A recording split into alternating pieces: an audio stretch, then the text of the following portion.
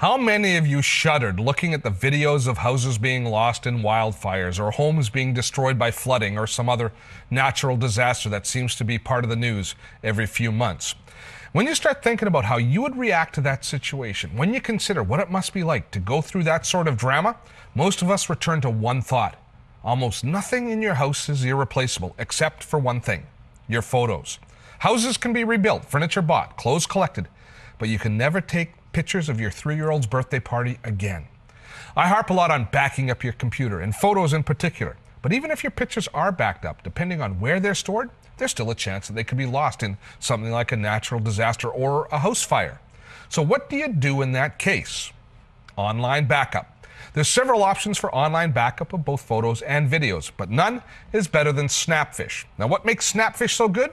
Well, Snapfish comes from HP. It's one of their companies. So we know that HP stands behind it. It's got their technology, and it's a company that's not going to go away. So let me show you how Snapfish works for us. I have my account open here, and I can use Snapfish to have people visit my site, see the photos that I've uploaded, and we see here a bunch of photos from my recent trip to the Maritimes. Now, people ask how much Snapfish costs, and it's free, mostly. What the folks at Snapfish want you to do is they want you to order something from their site over a year. So you can use it for free for a year. Sometime within that year, they'd like you to make a purchase. Buy some photos, order a mug, and then you get another year free. And you can see here down at the bottom, I can order this entire album that I have open for $3.96. So as you can see, it's not very expensive to make an order with Snapfish. Now, I could make an order. I could send all these photos to Grandma and Granddad as prints, and it's a great way of sharing the photos, plus I get access to the site for another year.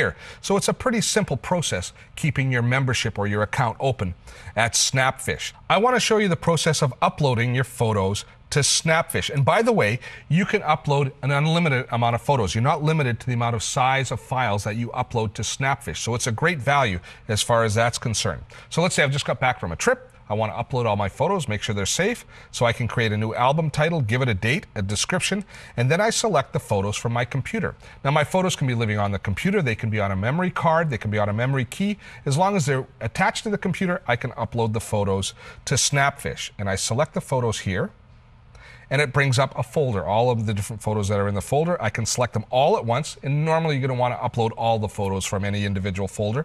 And now you get to select the resolution. Another unique thing about Snapfish is we have variable resolution. We can upload either medium resolution or high resolution files. The fast upload, which is really a medium resolution, will allow us to print out prints in up to 8:10 format, which is pretty darn good resolution. If you need more data than that, you can upload it much slower, about 5 times slower. But if you say need to do posters or you have very high resolution files, you can upload those as well. And once again, you're not limited to the number of files that you can store. It's unlimited storage on Snapfish.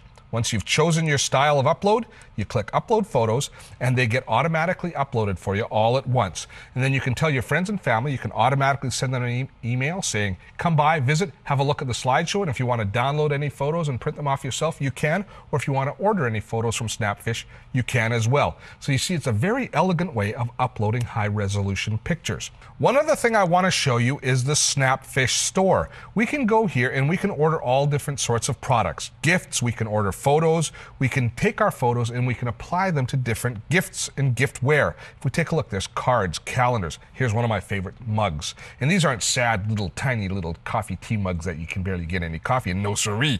They're 15-ounce mugs and 17-ounce latte mugs. And even specialty mugs. Look at this one here. It's a magic mug that when it gets hot, the picture appears as if by magic. So you've got that stuff. There's home and office. Look at the pet one. I have to show you the pet one. Look, you can do a dog collar with pictures of your dog on it.